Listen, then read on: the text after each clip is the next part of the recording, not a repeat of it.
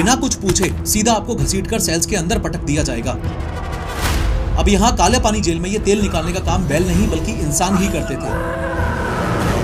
कई बार तो ऐसा भी होता था कि कैदी लूज मोशंस के चक्कर में बेहाल था, लेकिन उसे उसी हालत में कोलू चलाते रहना पड़ता था। वहाँ इंसान को इंसान नहीं, जानवर भी नहीं, उससे भी नीच समझा जाता था।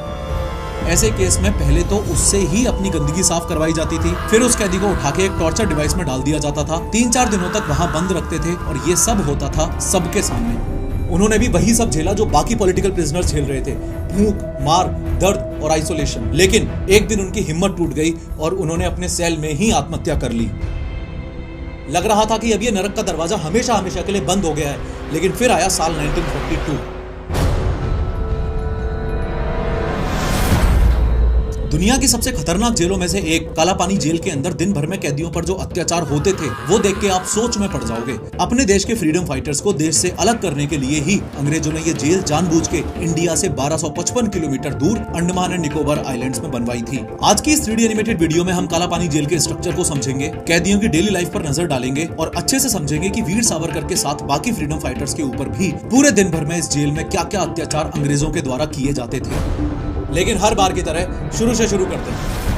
देखो, ये है इंडिया, ये है बे ऑफ बंगाल और यहाँ पे सिचुएटेड है अंडमान एंड निकोबार आइलैंड्स। ये पूरा आइलैंड ग्रुप 2 मेन पार्ट्स में डिवाइडेड है, अंडमान आइलैंड्स और निकोबार आइलैंड्स। और अंडमान आइलैंड्स भी छोटे छोटे पार्ट से बना है, जैसे north Andaman, middle Andaman, south Andaman और लिटिल अंडमान। इन्हीं में से साउथ अंडमान वाले हिस्से में लोकेटेड है पोर्ट ब्लेयर, जो पूरे अंडमान एंड निकोबार आइलैंड्स की कैपिटल है। और इसी पोर्ट ब्लेयर के अंदर बसी है ये काला पानी जेल। लेकिन सवाल ये है कि आखिर इस जेल का नाम काला पानी पड़ा ही क्यों? देखो, हिंदू धर्म में एक पुराना बिलीफ था, अगर कोई समुद्र पार कर ले तो वो अशुद्ध माना जाता था और ऐसे बंदे को समाज से बाहर कर दिया जाता था। प्योरिटी का एक एंशिएंट बिलीफ ये भी था कि गंगा नदी के पास रहने वाले लोग ज्यादा पवित्र होते हैं और जैसे जैसे आप गंगा से दूर होते जाते हो वैसे वैसे आप अशुद्ध होते जाते हो। 500 BCE के आसपास लिखी गई ये किताब बौधायना धर्म सूत्र में भी अलग अलग रीजंस मेंशन है जिनसे कोई भी बंदा इम्प्योर हो सकता है। उनमें से एक है सी ट्रेवल। इनफैक्ट लोग इस बात से इतना डरे हुए थे कि समुद्र पार करने के लिए कुछ लोग तो अपना धर्म तक बदल देते थे, हिंदू से मुस्लिम बन जाते थे। और ये सिर्फ पुराने जमाने की बात नहीं है, आज भी आंध्र प्रदेश के तिरुपति टेम्पल में ये रूल फॉलो होता है। अगर कोई पंडित समुद्र के रास्ते ट्रेवल कर ले तो उसे मंदिर के गर्भगृह यानी कि भगवान की मूर्ति जहाँ रखी होती है उधर घुसने तक की परमिशन नहीं मिलती। इवन आप इस बात पे बिलीव नहीं करोगे कि जब गांधी जी अपनी पढ़ाई करने के लिए इंग्लैंड जाने वाले थे तो उनके अपने गांव वालों ने भी उनको समाज से बाहर कर दिया था। रीजन तो आप समझ ही चुके हो, सी ट्रेवल। अब इंडिया में समुद्र के रास्ते ट्रेवल करना तो पहले से ही एक बड़ा टैबू था। ब्रिटिशर्स ने इस बात का पूरा फायदा उठाया। 1857 की क्रांति के बाद जब पूरे देश में अंग्रेजों के खिलाफ बगावत फैल गई तो उन्हें समझ आया सिर्फ गोली मार देना काफी नहीं है, उन्हें उन लोगों को तोड़ना होगा जो आजादी के लिए लड़ रहे हैं। उनका हौसला, उनकी सोच, सब कुछ। तब अंग्रेजों ने इस सी ट्रेवल को अपना बेस्ट मूव बनाया। ब्रिटिशर्स ने सोचा जब सिर्फ समुद्र पार करने से ही किसी का धर्म, समाज और पहचान छिन जाती है तो क्यों ना एक ऐसी जगह बनाएं जहां सिर्फ पनिशमेंट ही नहीं बल्कि इंसान की पूरी सोशल लाइफ ही खत्म हो जाए, यानी उसकी सोशल डेथ हो जाए। और इसी सोच के साथ उन्होंने इस बे ऑफ बंगाल के बीचों बीच इंडिया से हजारों किलोमीटर दूर ये काला पानी जेल बनवा दी। साल 1986 में इस जेल का कंस्ट्रक्शन शुरू हुआ। अब जेल बनाने के लिए अंग्रेज खुद तो काम करने से रहे, इसलिए उन्होंने इंडिया की अलग अलग जेलों से कैदियों को अंडमान भेजना शुरू किया और उन्हीं से ही ये जेल बनवाई। जेल बनने में तो टाइम लगता, तो पहले जेलर और ऑफिसर्स के रहने के लिए क्वार्टर्स बनाए गए। पूरी जेल बनने में 10 साल लगे और लगभग 5,17,000 रुपए का खर्चा आया। जो बिल्डिंग का सामान था वो बर्मा यानी कि म्यांमार से मंगवाया गया था। इस जेल को बनाने में 20,000 क्यूबिक फीट लोकल पत्थर और 30 लाख ईंटें यूज हुई और ये ईंटें भी कैदियों से ही बनवाई गई थी।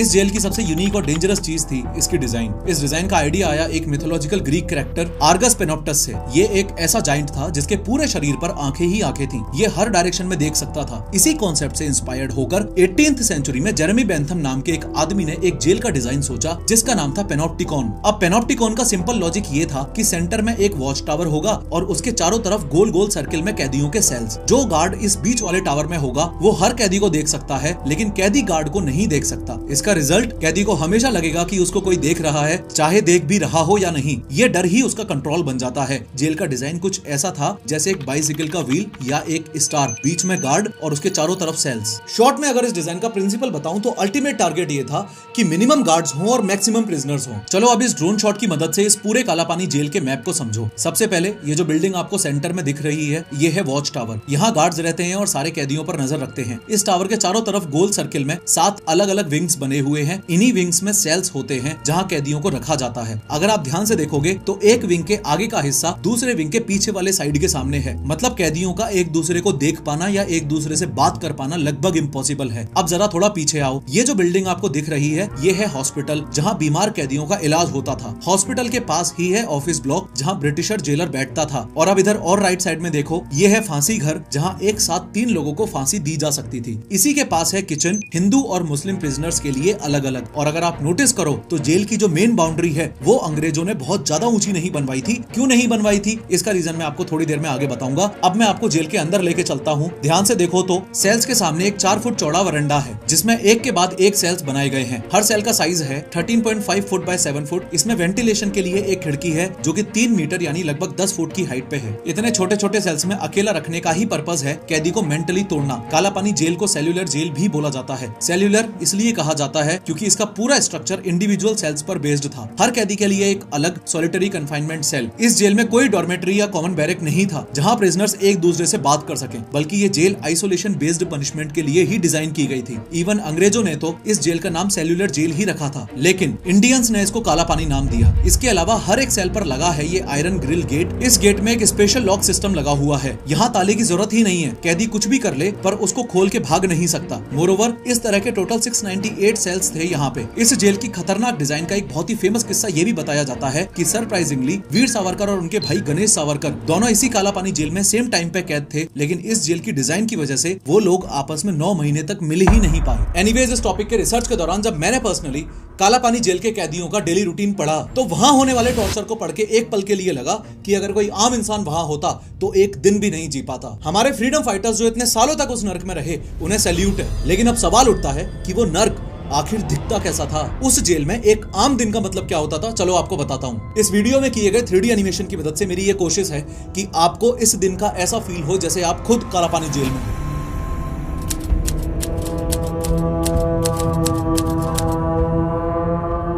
जैसे मान लो आपको काला पानी की सजा हो गई तो सबसे पहले तो आपको हथकड़ी लगा के एक शिप में भरा जाएगा, फिर चेन्नई या कोलकाता जैसे पोर्ट से आपको अंडमान आइलैंड्स में ट्रांसफर किया जाएगा। आपको पहुंचने में 3-4 दिन का टाइम लगेगा। अंडमान आइलैंड्स पहुंचते ही अपने आप को ढकने के लिए आपको सिर्फ एक पतला सा कपड़ा और एक लंगोट दी जाएगी और उसके बाद आपके गले में लटका दिया जाएगा एक ID टैग, जिस ID टैग पर आपका नाम लिखा होगा। यहाँ आपको एक चीज और बता दूं, जितने भी कैदी इस काला पानी में आते थे उनको 2 कैटेगरीज में डिवाइड किया जाता था। D यानी डेंजरस, PI यानी कि परमानेंटली इनकार्सरेटेड। एक एक करके दोनों कैटेगरीज को समझते हैं, लेकिन शुरुआत डेंजरस कैटेगरी से करते हैं। डेंजरस प्रिजनर का मतलब है एक ऐसा कैदी जिसे अंग्रेज सबसे खतरनाक या रिबेलियस समझते हैं और जिस पे हमेशा नजर रखना जरूरी होता है। इस कैटेगरी में ब्रिटिशर्स ने वीर सावरकर को रखा था। देखो, साल 1909 के दौरान वीर सावरकर लंदन के इंडिया हाउस के मेन लीडर थे। ब्रिटिश गवर्नमेंट ने सावरकर पर waging war against the crown sedition यानी कि देशद्रोह और रिवॉल्यूशनरी कॉन्स्पिरेसी के चार्जेस लगा के उन्हें मार्च 1910 में अरेस्ट कर लिया। अरेस्ट करने के बाद उन्हें एक शिप में बंद करके इंडिया ले जाया जा रहा था, लेकिन जब वो शिप फ्रांस के मर्सिली पोर्ट पर कुछ देर के लिए रुका तब सावरकर ने वॉशरूम जाने का बहाना बनाया। वहां से सावरकर एक छोटी सी खिड़की से निकले, समंदर में कूद गए और तैरते तैरते फ्रांस के एक एरिया में पहुंच गए। ब्रिटिशर्स ने वीर सावरकर को बाद में अरेस्ट करके इंडिया भेज दिया। इसी वजह से ब्रिटिशर्स को वीर सावरकर से एक अलग ही लेवल का डर था और इसी रीजन से उन्हें डेंजरस प्रिजनर की कैटेगरी में रखा गया था और उनका सेल भी बाकी सबसे अलग था। देखो, ये गेट के बाद एक और लोहे का गेट यानी कि डबल सिक्योरिटी। ब्रिटिशर्स बस एक इस चीज से डरते थे कि सावरकर कहीं फिर से उनके हाथ से ना निकल जाए। इसके अलावा परमानेंटली इनकार्सरेटेड का मतलब होता है ऐसा कैदी जिसे जिंदगी भर के लिए जेल में ही डाल दिया गया हो बिना किसी रिलीज के चांस के। इस कैटेगरी में एक नाम आता है बरिंद्र कुमार घोष का। बरिंद्र कुमार घोष साल 1908 के अलीपुर बॉम्ब केस के मास्टरमाइंड थे। उन्होंने ब्रिटिश जज को मारने की कोशिश की थी। ब्रिटिशर्स ने उन्हें बहुत डेंजरस माना और उन्हें जिंदगी भर के लिए कालापानी जेल भेज दिया था। यहाँ एक बात और बता दूं, कोई भी कैदी डेंजरस और परमानेंटली इनकार्सरेटेड वाली दोनों ही कैटेगरीज में भी आ सकता है। यानी कोई कैदी डेंजरस होने के साथ साथ जिंदगी भर के लिए भी जेल में हो सकता है और ये भी हो सकता था कि किसी कैदी को कुछ टाइम जैसे 10-20 साल की ही सजा हुई हो। एक इंपॉर्टेंट बात यह भी है कि ब्रिटिशर्स ने सिर्फ जेल नहीं बनाई थी, एक पूरा सिस्टम सेट किया था कंट्रोल बनाए रखने के लिए। मेन जेलर तो हमेशा एक ब्रिटिशर ही होता था, लेकिन गार्ड बनने का काम भी प्रिजनर्स से ही करवाया जाता था। पर कौन से प्रिजनर्स? ऐसे प्रिजनर्स जो सबसे ज्यादा चापलूस और चाटुकार टाइप के होते थे, जो अपने लोगों को मारने में भी पीछे नहीं हटते थे। इन्हें जमादार बोला जाता था। जमादार का काम होता था बाकी कैदियों को कंट्रोल करना, उन्हें काम में लगाना और उनकी रिपोर्ट देना। ये लोग रेगुलर प्रिजनर्स ही होते थे, लेकिन ब्रिटिशर्स इन्हें थोड़ा और पावर और बेटर ट्रीटमेंट देते थे ताकि वो बाकी कैदियों में डिसिप्लिन मेंटेन कर सकें। ज्यादातर केसेस में ये गार्ड की पोजीशन उन लोगों को दी जाती थी जो बलोच और पठान मुस्लिम हुआ करते थे, क्योंकि ब्रिटिशर्स जानते थे अगर हिंदू प्रिजनर के ऊपर हिंदू गार्ड ही होगा तो पूरे चांसेस हैं कि वो सॉफ्ट बिहेव कर सकता है। एक बार इस फ्लो चार्ट में देखो, सबसे ऊपर है ब्रिटिश जेलर, उसके नीचे ये बलोच और पठान मुस्लिम गार्ड्स जिन्हें जमादार बोला जाता था, और उसके नीचे बाकी सारे आम कैदी। सावरकर अपनी बुक मेरा आजीवन कारावास में बताते हैं कि उनके टाइम जेलर था डेविड बेरी। डेविड बेरी ने तो ये तक कह दिया था कि दुनिया में तो एक ही भगवान होता है जो ऊपर आसमान में रहता है, लेकिन पोर्ट ब्लेयर में दो भगवान हैं, एक तो वो ऊपर वाला और एक मैं। खैर, अब आप जेल के अंदर आ चुके हो, सबसे पहला काम है नहाना। नहाने के टाइम आपको ऐसी एक लंगोट ही पहननी होगी। ऑब्वियसली कोई बाथरूम नहीं मिलेगा, कोई प्राइवेसी नहीं मिलेगी, बस खुलेआम सबके सामने नहाना है। जो पानी यूज करना होगा वो भी समुद्र का ही खारा पानी होगा। नहाते हुए भी आपको जमादार से ऑर्डर मिलेगा कितना पानी लेना है, कब खुद को रगड़ना है और कब खुद पे पानी डालना है, एक्सेट्रा एक्सेट्रा। 3 कटोरे पानी से ज्यादा पानी भी नहीं मिलेगा किसी को, और अगर आपने ज्यादा पानी ले लिया तो उसकी कीमत खतरनाक मार से चुकानी होगी। अब जेल में एंट्री के बाद आपको इनमें से एक तरह की हथकड़ी पहनाई जाएगी, चेन फेटर्स, बार फेटर्स या क्रॉस बार फेटर्स, और बिना कुछ पूछे सीधा आपको घसीटकर सेल्स के अंदर पटक दिया जाएगा। लेकिन ये तो सिर्फ शुरुआत है, असली खेल तो कल शुरू होगा जब आपको मिलेगा काम। सुबह 6 बजे आपको बाहर लेके आया जाएगा और अलग अलग तरह के कामों में लगा दिया जाएगा। काला पानी जेल में रोज गाड़ी भर के हजारों नारियल आते थे और कैदियों को 4 अलग अलग ग्रुप्स में डिवाइड किया जाता था। पहले ग्रुप का काम है नारियल छीलना। अब आपको लगेगा अरे नारियल छीलने में तो क्या ही है, ये तो मैं 1 सेकंड में कर दूं, पर आपको बता दूं ये नारियल आपको हाथ से छीलने होंगे। वीर सावरकर ने अपनी बुक मेरा आजीवन कारावास में बताया है कि कैसे नारियल छीलते वक्त उनके हाथों से खून बहता रहता था। दूसरे ग्रुप का काम होता था नारियल फोड़ना। ये नारियल आपको एक झटके में ही फोड़ना होगा और नेक्स्ट ग्रुप को देना होगा। तीसरे ग्रुप का काम है जो नारियल फूटा है उसका पानी कलेक्ट करना और उसको बाल्टी में भर के ले जाना। फाइनली चौथे ग्रुप का काम है टूटे हुए नारियल को खुरपे से काटकर अलग करना, यानी कि कोकोनट को शेल से अलग करना। यहाँ गार्ड्स को जब मर्जी आती थी किसी भी छोटी सी बात पर कैदियों को पीट देते थे। कभी बोलते थे कि तुमने नारियल चुराया है, तो कभी बिना किसी वजह के भी डंडे बरसा देते थे। वीर सावरकर ने अपनी किताब में एक इंसिडेंट बताया है कैसे सिर्फ कहा सुनी होने पर पठान जेलर हिंदू कैदियों पर रिलीजन के नाम पर गुस्सा निकालते थे। साला काफिर है ऐसे बोलकर मारते थे। इसके अलावा नारियल छीलने के बाद बचे हुए छिलके का भी यूज किया जाता था। उन छिलकों को पहले सुखाया जाता, फिर उनमें से कूट कूट के फाइबर्स निकाले जाते और फिर उन फाइबर्स को साफ करना पड़ता था। इतना सब होने के बाद भी अगर किसी ने बस एक कैदी से बात भी कर ली तो उनका बुरा हाल कर दिया जाता था। ये तो एक काम था। अब दूसरा इससे भी खतरनाक काम है तेल निकालना। आपने गाँव में देखा होगा एक बैल एक बड़ी सी चक्की घुमाता है और उसमें से नारियल या सरसों का तेल निकलता रहता है, जिस पर कोलू का बैल नाम से कहावत भी कही जाती है। अब यहाँ काले पानी जेल में ये तेल निकालने का काम बैल नहीं बल्कि इंसान ही करते थे। कैदी को उस कोलू मशीन से जोड़ दिया जाता था और पूरे दिन उसे घुमाते रहना पड़ता था। लोहे की एक भारी चक्की टाइप का कोलू होता था जिसे हाथों से घुमाना पड़ता था। अगर आप कमजोर हो या थोड़ा भी रुक गए तो जमादार आपके ऊपर चीखेगा कि अरे बैठो मत, शाम तक तेल पूरा करना है, नहीं तो पिटोगे और सजा होगी वो अलग। अगर थक जाओगे तो भी रुकने का कोई ऑप्शन नहीं है, क्योंकि उस दिन का तेल निकालने का कोटा तो पूरा करना ही पड़ेगा। वीर सावरकर ने अपनी बुक में बताया है कि कई कैदियों को तो खुद उन्होंने अपनी आंखों से देखा जो वही कोलू चलाते चलाते बेहोश हो जाया करते थे। किसी के हाथ छिल जाते, किसी के पैरों से खून निकलता, लेकिन अगर कोटा पूरा नहीं होता था तो खाना तक भी नहीं मिलता था। अब ये मैं बार बार किस कोटा की बात कर रहा हूँ तो आपको बता दूं, इस तरह कोलू से आपको रोज 30 पाउंड यानी कि 14 लीटर के आसपास तेल निकालना कंपलसरी था। वैसे तो काला पानी में एक रूल बुक भी थी जिसमें लिखा था कि कैदी सुबह 6 से 10 काम करेगा, 10 से 12 लंच करेगा और फिर दोपहर 12 से शाम 5 बजे तक फिर से काम करेगा। लेकिन कोलू का काम किसी रूल को नहीं मानता था। यहाँ ना कोई लंच होता था ना कोई छुट्टी। खाना कब आएगा पता नहीं, अगर आया भी तो गेट 1 सेकंड के लिए खुलेगा और तुरंत बंद भी कर दिया जाएगा। ना पानी मिलता था, ना बैठने का टाइम, ना खाने की फुर्सत। कई कैदी तो एक हाथ से रोटी का टुकड़ा तोड़ते थे और दूसरे हाथ से कोलू घुमाते रहते थे। इसका सीधा मतलब ये है कि आपको सुबह 6 बजे से लेकर शाम को 5 बजे तक लगभग 11 घंटे तक बिना रुके कोलू चलाते रहना है। सिर्फ 2 कटोरे पानी में, ना कोई वॉशरूम ब्रेक, ना कोई बैठने की छूट। और अगर आपका 30 पाउंड तेल निकालने का कोटा शाम तक पूरा नहीं हुआ तो आपको रात भर वही काम करते रहना पड़ेगा जब तक कोटा पूरा ना हो जाए। थक जाओ, गिर जाओ, कोई फर्क नहीं पड़ता। यहाँ सिर्फ कोटा मैटर करता है। बुखार, सिर दर्द, उल्टी या लूज मोशंस, ये सब यहाँ किसी को बीमारियां नहीं लगती थी। ये बस काम चोरी करने के बहाने माने जाते थे। अगर आप बीमार हो तो भी आपको हॉस्पिटल नहीं सीधा कोलू के पास ही ले जाया जाएगा, और अगर आपने बीमार होते हुए भी काम नहीं किया तो पिटाई अलग से होगी। कई बार तो ऐसा भी होता था कि कैदी लूज मोशंस के चक्कर में बेहाल था, लेकिन उसे उसी हालत में कोलू चलाते रहना पड़ता था। वहाँ इंसान को इंसान नहीं, जानवर भी नहीं, उससे भी नीच समझा जाता था। ऐसा एक केस वीर सावरकर की सेम बुक मेरा आजीवन कारावास में मेंशन्ड है। एक बार एक कैदी को माइग्रेन हो रहा था। माइग्रेन को पुराने टाइम में आधी सीसी का रोग कहते थे। कोलू में तेल निकालते निकालते वो एक बार अपना सिर दीवार में मारता, एक बार कोलू चलाता, फिर से सिर दीवार में मारता और फिर से कोलू चलाता। कुछ टाइम बाद एक हिंदू डॉक्टर ने हिम्मत दिखाते हुए कहा, मैं इसे ऑब्जर्वेशन के लिए हॉस्पिटल ले जाता हूँ। लेकिन जैसे ही अंग्रेज ऑफिसर को ये बात पता चली उसने गुस्से में चिल्ला के बोला,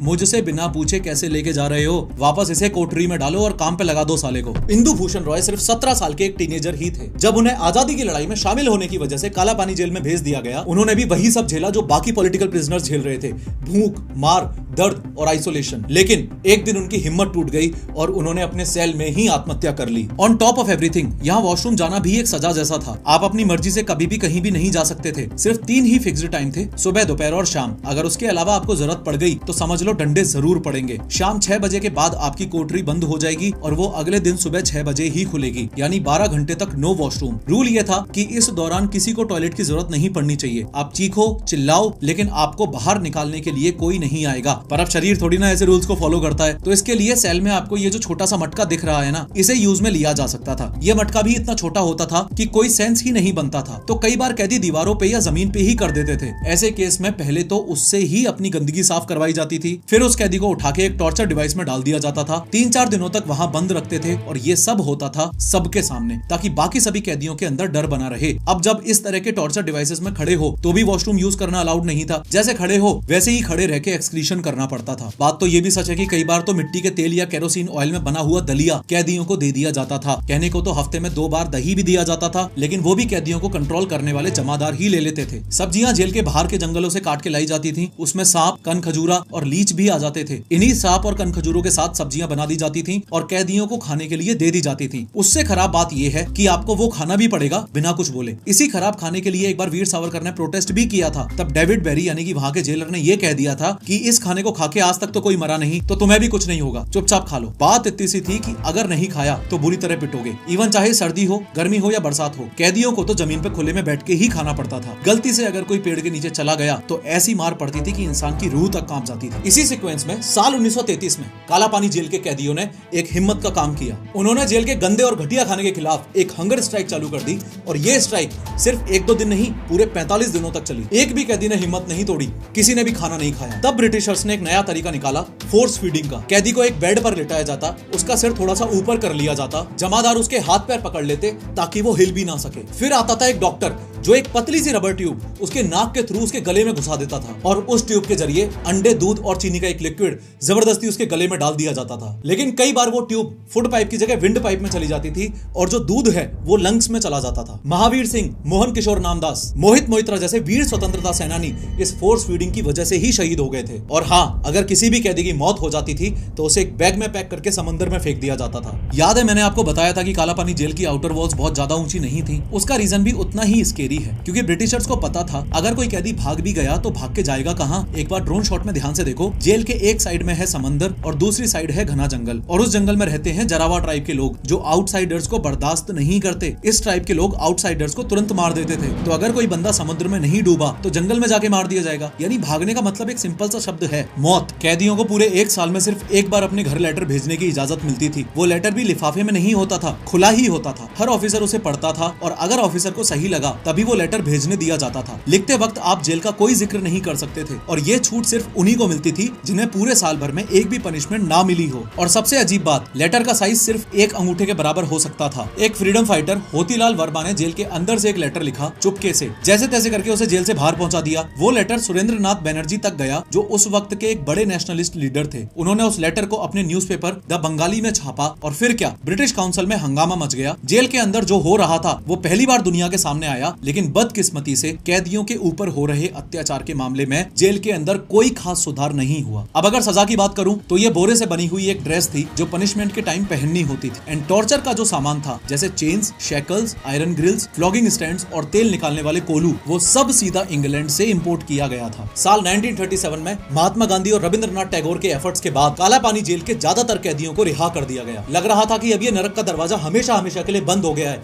लेकिन फिर आया साल 1942 यानी कि वर्ल्ड वार 2 का टाइम। जापान की आर्मी ने अंडमान पर कब्जा कर लिया और फिर काला पानी जेल का एक नया प्लस और भी डरावना एक और चैप्टर शुरू हुआ। ब्रिटिशर्स तो सिर्फ आम आदमियों को ही टॉर्चर करते थे, लेकिन जापानीज ने तो महिलाओं और बच्चों को भी इस काला पानी जेल में बंद करना शुरू कर दिया। 29 दिसंबर 1943 को सुभाष चंद्र बोस पोर्ट ब्लेयर आए और पहली बार वहां तिरंगा फहराया। उन्होंने काला पानी जेल भी विजिट किया, उसकी फोटोज भी आपको मिल जाएंगी। लेकिन जापानीज आर्मी ने उन्हें सिर्फ वही हिस्सा दिखाया जो पूरी तरह से साफ सुथरा था। जहां जापानीज आर्मी ने कैदियों को सच में बंद कर रखा था, वो हिस्सा कभी सुभाष चंद्र बोस को दिखाया ही नहीं गया। खैर, इस जेल में 7 विंग्स थी, जिनमें से 2 तो अर्थक्वेक से टूट गईं और 2 विंग्स को जापान वालों ने तोड़ दिया बंकर बनाने के लिए। अभी सिर्फ ये वॉच टावर, विंग 1, 6 और 7 ही बचे हैं और आज काला पानी जेल एक म्यूजियम बनके रह गई है। इस वीडियो पे क्लिक करके 3D एनिमेशन की मदद से समझो कि ललित मोदी ने IPL को जन्म कैसे दिया और इंडियन गवर्नमेंट उन्हें भगोड़ा क्यों मानती है।